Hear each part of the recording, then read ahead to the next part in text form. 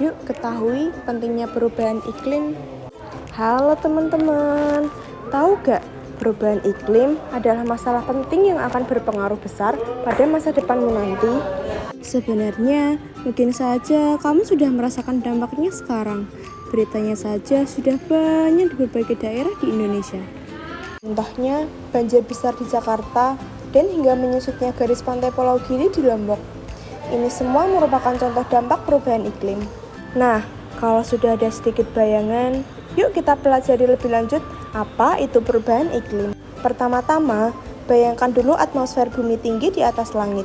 Di atmosfer, ada banyak gas seperti misalnya karbon dioksida atau CO2, metana atau CH4, nitrogen oksida atau NOx.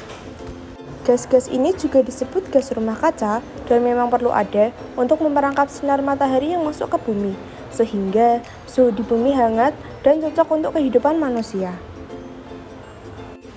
Tapi masalahnya, gas-gas ini terlalu banyak jumlahnya di atmosfer sehingga terlalu banyak sinar matahari yang terperangkap. Akibatnya, suhu di bumi jadi semakin panas. Nah, naiknya suhu di bumi ini menyebabkan perubahan iklim dan berbagai masalah seperti kekeringan, banjir, dan sebagainya. Jadi, perubahan iklim adalah perubahan secara drastis pada suhu udara, curah hujan, maupun pola angin dalam jangka waktu 10 tahun atau lebih. Tapi, kenapa ya gas-gas itu bisa jadi banyak di atmosfer? Menurut para ahli, ini kebanyakan akibat dari aktivitas manusia sendiri yang menyebabkan gas-gas tersebut. Seperti gas metana yang dihasilkan ternak dan digunakan untuk pupuk tanaman yang kita makan, gas CO2 yang tidak bisa diserap oleh pohon-pohon yang sudah ditebang untuk dijadikan pemukiman atau jalan, atau gas CFC dari kulkas dan AC yang kita nyalakan di rumah, dan juga berbagai gas buangan dari asap motor atau mobil yang kita kendarai. Indonesia sendiri telah menjadi salah satu produsen gas rumah kaca terbesar di dunia.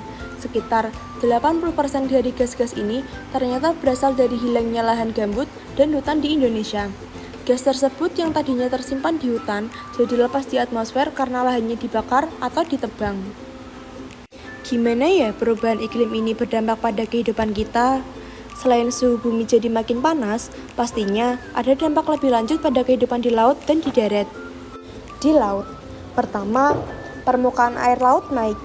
Karena suhu bumi makin panas, es dan gletser di daerah kutub meleleh, sehingga permukaan air laut menjadi naik. Karena permukaan air laut naik, daerah-daerah pesisir atau pulau-pulau kecil menjadi tenggelam. Kedua, laut lebih panas dan asam. Ini terjadi karena laut menyerap karbon dioksida. Akibatnya, ekosistem terumbu karang akan rusak dan hewan-hewan laut kehilangan tempat tinggal. Ketiga, kepunahan makhluk hidup. Hewan atau tumbuhan laut dan juga darat yang tidak dapat beradaptasi dengan suhu yang panas akan terancam dan punah. Dampak perubahan iklim di darat. Pertama, cuaca ekstrim dan bencana alam. Ini akan terjadi lebih sering dan parah seperti banjir, kekeringan, tornado, topan, dan gelombang panas. Semua itu bisa menyebabkan kerusakan dan kematian. Yang kedua, gangguan kesehatan. Kalau terlalu panas, manusia dapat mengalami heat stroke atau serangan panas pada tubuh. Gejalanya mulai dari mual-mual hingga menyebabkan kematian. Menipisnya lapisan ozon dapat menyebabkan kanker kulit dan penyakit lainnya. Ketiga, banyaknya wabah.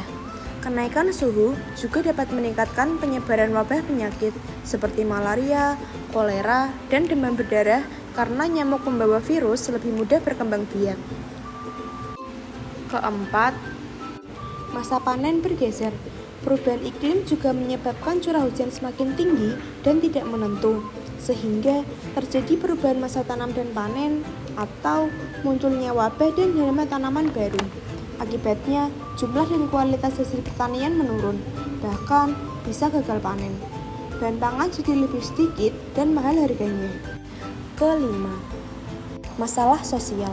Konflik dan peperangan dapat terjadi kalau ada kekurangan bahan pangan atau air bersih akibat kekeringan atau banjir.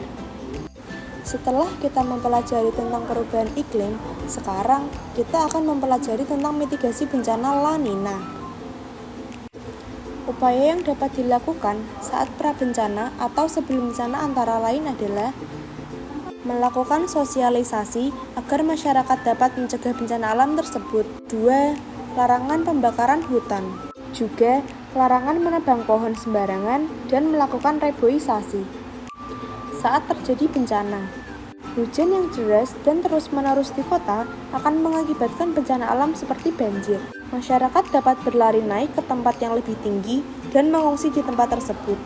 Hindari genangan air atau semacamnya, karena bisa jadi genangan air tersebut mengandung sengatan listrik. Dan yang terakhir, matikan seluruh saluran listrik. Pasca bencana atau setelah terjadi bencana, saat membangun tenda pemukiman, letak tenda pemukiman harus jauh dari tenda toilet, serta tercukupinya bahan pangan dan kebutuhan untuk perempuan dan bayi.